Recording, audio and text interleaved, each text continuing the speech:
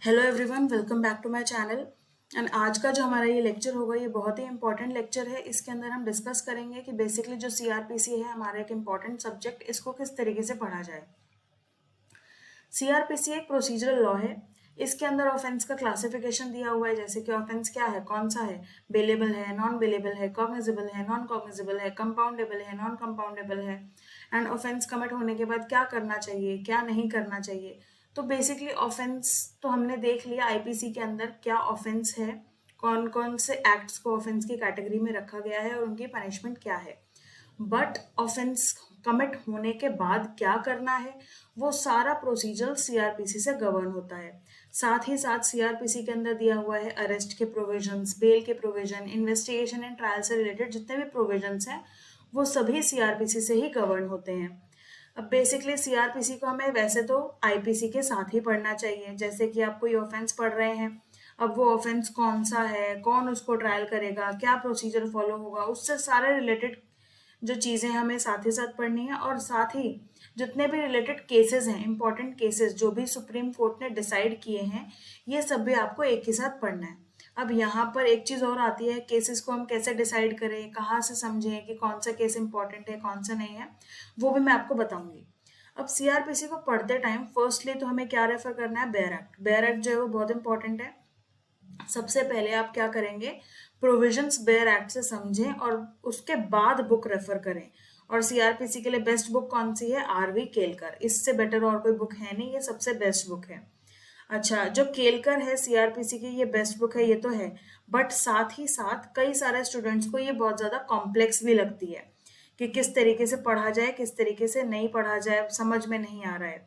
तो किस तरह से इसको पढ़ें, इसकी भी एक स्ट्रैटेजी है। मैं आपको ये सब बताऊंगी कि क्या स्ट्रैटेजी फॉलो करें, साथ ही कौन सा टॉपिक पहले पढ़ें, कौन सा टॉपिक बाद में पढ़ें, पर डे आपको क्या क्या कॉन्सेप्ट्स पढ़ने हैं, उसके बाद कितने दिन के अंदर आपका सीआरपीसी कंप्लीट हो जाएगा। तो एक तरीके से आप एक अगर एक डिसिप्लिन्ड अप्रोच रखते हैं तो उसके अकॉर्डिंगली आप पूरा सीआरपीसी लिमिटेड टाइम के अंदर या विद इन 1 मंथ और 1.5 मंथ के अंदर कंप्लीट कर सकते हैं। सो पहली बात, सीआरपीसी को पढ़ने के लिए हम केस रेफर करते हैं। ठीक है, ये तो है ही है, केसेस तो हमें देखने ही पड़ेंगे, सुप्रीम कोर्ट के जो डिसाइडेड केस हैं। तो उसको किस तरीके से रेफर किया जाए, बुक में तो कई सारे केसेस दिए गए होते हैं, ये भी हमने देखा है। तो हमें क्या करना है, हर केस पढ़ना है नहीं, तो कैसे पढ़ें, कैसे पता लगाएं कि कौन सा केस इंपॉर्टेंट है कौन सा नहीं है। तो बेसिकली यहाँ पर हम कैसे कर सकते हैं, यहाँ पर मैं आपको पहली ट्रिक बताती हूँ कि सीआरपीसी के बुक के अंदर या किसी भी बुक के अंदर आप देखोगे, या किसी भी सब्जेक्ट में आप अप्लाई कर सकते हो। बुक के अंदर नीचे क्या होते हैं, फुट नोट्स। फुट नोट्स को रेफर करो। जैसे अगर तुम कोई भी बेसिक कोई भी टॉपिक पढ़ रहे हो, ठीक है, या कोई भी चैप्टर पढ़ रहे हो, ठीक है, सपोज हम बेल का कॉन्सेप्ट ले लेते हैं, तो बेल के चैप्टर निकाल लो उस बुक में से और फुट नोट्स को रेफर करो। फुट नोट्स में देखो जो भी केसेस सबसे ज्यादा बार रिपीट हो रहे हैं ना, तो यहाँ पर हम प्रिज्यूम कर लेते हैं कि वो इम्पोर्टेंट है। और जो केसेस हैं आपको पता चलने लग जाएंगे धीरे धीरे। जैसे अभी तो स्टार्टिंग के लिए मैं आपको बता रही हूँ कि जो केसेस सबसे ज्यादा बार रिपीट होते हैं हम यहाँ पे प्रिज्यूम कर लेते हैं कि देखो जो भी ज्यादा इंपॉर्टेंट केस है उसमें एक पॉइंट नहीं कई सारे इंपॉर्टेंट पॉइंट्स बताए होते हैं कोर्ट ने। और वो पॉइंट एक ही पेज पे तो वो बताएंगे नहीं ना, एक्सप्लेन नहीं करेंगे। जो भी जिसने भी बुक लिखी है, जो भी ऑथर है, वो अलग अलग पेजेस में उन केसेस के जो भी पॉइंट्स बताए गए हैं उनको लिखेंगे, उनको एक्सप्लेन करेंगे। तो एक तो ये ट्रिक हो गई कि आप उन सभी केसेस को रेफर कर सकते हो जो सबसे ज्यादा बार रिपीट हुए हैं। ठीक है, तो ये सिंपल ट्रिक है जिससे आप शुरुआत कर सकते हो। और बाद में तो धीरे धीरे आपको खुद ही पता चलने लग जाता है कि कौन सा केस ज्यादा इंपॉर्टेंट है, कौन सा केस लेस इंपॉर्टेंट है, कौन सा लैंडमार्क है। तो ये सारी चीजें तभी आप बता पाओगे, तभी जजमेंट ले पाओगे जब आप थोड़ा और ज्यादा उसमें डीप घुसोगे। जब सीआरपीसी और ज्यादा आप पढ़ने लगोगे, थोड़ा और समझने लगोगे चीजों को, तो आपको धीरे धीरे अपने आप ही पता चलने लग जाएगा। दूसरी बात, केलकर से पढ़ने के लिए बेसिकली आपको क्या करना है, आपको पूरा चैप्टर एक ही बारी में वर्ड टू वर्ड नहीं पढ़ना। जैसे हम बैरक पढ़ते हैं, वर्ड टू वर्ड पूरा पढ़ते हैं तभी हमें समझ में आता है। कुछ कुछ प्रोविजंस हम स्किप करते हैं, वो ज्यादा इंपॉर्टेंट नहीं होते, बट हम वर्ड टू वर्ड तो पढ़ते ही हैं बैरक के अंदर। बट बुक में हमें ऐसा नहीं करना, हमें एक एक वर्ड टू वर्ड नहीं पढ़ना होता। आपको हर चैप्टर के टॉपिक्स देखने हैं पहले कि क्या क्या इंपॉर्टेंट है, उसके बाद उनके सब टॉपिक्स देखने हैं कि उसमें क्या है। जैसे कि अगर हम कोई भी एक कॉन्सेप्ट ले लेते हैं, जैसे हम एग्जाम्पल के तौर पे चार्ज का एक कॉन्सेप्ट ले लेते हैं। तो चार्ज जो दे रखा है चैप्टर नंबर 15 के अंदर दे रखा है, सीआरबीसी के अंदर चैप्टर नंबर 15 हमने निकाल लिया। अब सबसे पहले इसमें हम क्या देखेंगे, स्कोप देखेंगे, फिर फॉर्म्स देखेंगे, कंटेंट्स ऑफ चार्ज देखेंगे। तो कंटेंट्स ऑफ चार्ज, तो सीआरपीसी केलकर के अंदर ना इसी तरीके से कॉन्सेप्ट्स को भी नंबरिंग दी गई है। जैसे 15 चैप्टर मैंने बताया चार्ज का, 15.1, 15.2, 15.3, इस तरीके से टॉपिक्स में डिवाइड किया गया है पूरा चैप्टर, और टॉपिक्स को भी सब टॉपिक्स में डिवाइड किया गया है। तो आपको सिर्फ टॉपिक देखना है, उसको समझना है कि इस पॉइंट में क्या बताया है। अब जरूरी नहीं है उसमें टॉपिक अगर बहुत ज्यादा लंबा 4 to 5 पेजेस में दिया गया तो ये नेसेसरी नहीं है कि आपको 4 to 5 पेजेस सारे ही पढ़ने हैं।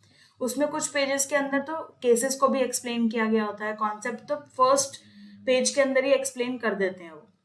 तो 15.1 जहां से स्टार्ट है वहीं पर ही कॉन्सेप्ट को समझा दिया उन्होंने कि क्या है ये टॉपिक।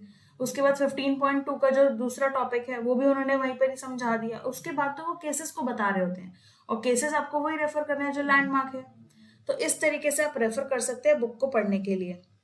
जैसे मैंने चार्ज का बताया, सबसे पहले आप स्कोप देखोगे, फिर फॉर्म्स देखोगे, कंटेंट्स ऑफ चार्ज देखोगे, फिर ऑल्ट्रेशन ऑफ चार्ज देखोगे, फिर पावर देखोगे ऑल्ट्रेशन ऑफ चार्ज के रिगार्डिंग, फिर कुछ बेसिक रूल्स देख सकते हो, फिर जॉइंडर ऑफ चार्ज हो गया। तो इस तरीके से आप पूरा ये देखोगे, ठीक है।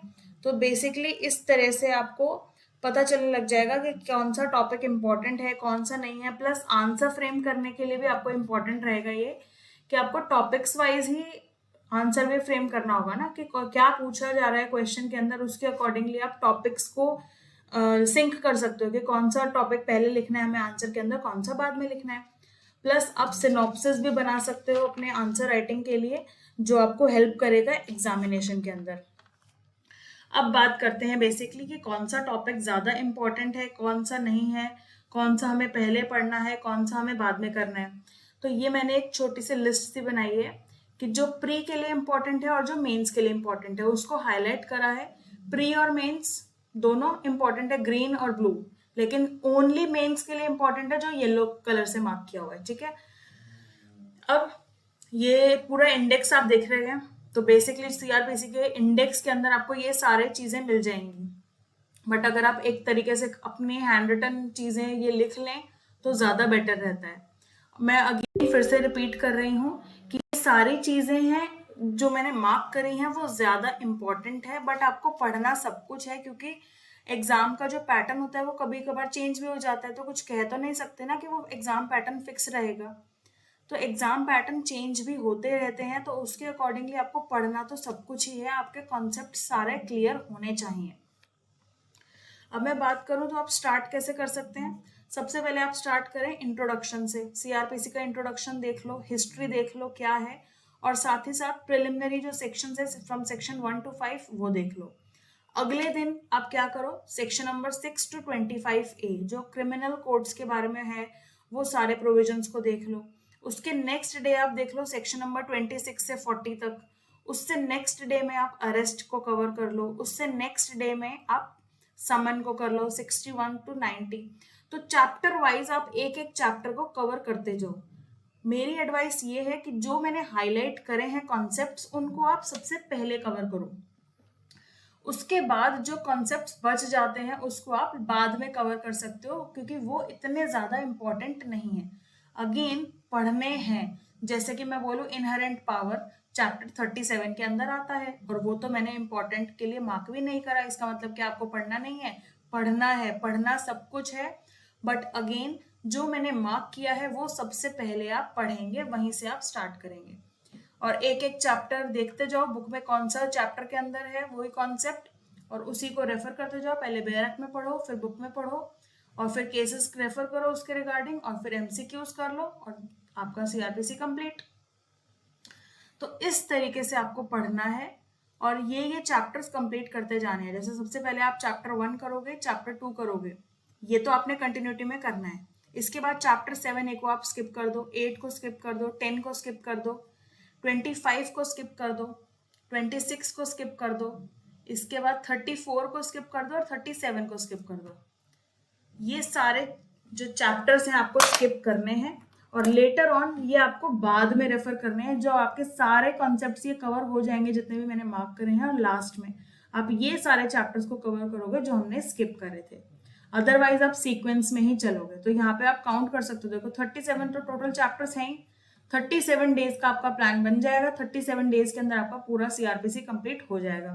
अब आपने 37 डेज में भी कुछ बीच में गैप ले लिया, 37 डेज में नहीं कर पाए, 40 डेज 45 डेज, अपना एक टारगेट बनाओ कि कितने दिन के अंदर तुम्हें ये सब्जेक्ट कंप्लीट करना है। तो एक कॉन्सेप्ट को अगर तुम एक दिन में कंप्लीट नहीं कर पा रहे हो, 2 दिन ले लो, कोई प्रॉब्लम नहीं है। स्टार्ट कर रहे हो, अगर तुम्हें समय ज्यादा भी लगता है तो कोई प्रॉब्लम नहीं है, जो भी पहले शुरुआत करता है उसको समय लगता ही है। तो कोई ऐसे घबराने वाली बात नहीं है कि हमारा कोई फ्रेंड है वो तो एक दिन में ही कर रहा है, मेरे से नहीं हो रहा है, तो ऐसे कोई टेंशन लेने वाली बात नहीं है। अगर आपको एक कॉन्सेप्ट कोई, चाहे वो छोटा सा ही कॉन्सेप्ट क्यों ना हो, जैसे हम देखो चैप्टर 35 जो है इरेगुलर प्रोसीडिंग्स, कितने सेक्शन है इसके अंदर, बहुत कम सेक्शन है, सेक्शन 460 टू 466। अब इतने कम सेक्शंस भी कुछ स्टूडेंट से नहीं हो पाता एक दिन में, कि नहीं समझ में आ रहा, एक ही सेक्शन को पढ़ने में बुक से रेफर किया, बेयर एक्ट पढ़ा, केसेस रेफर कर लिए, टाइम लग गया तो कोई बात नहीं, 2 दिन में कवर कर लो। ऐसे ही बेल में 3 दिन लग गए, 4 दिन लग गए, कोई बात नहीं, बट उसके अकॉर्डिंगली आप टाइम टेबल बनाओ। जैसे इस तरीके से आपने पूरे इंडेक्स को अपने पेपर पे लिख लो।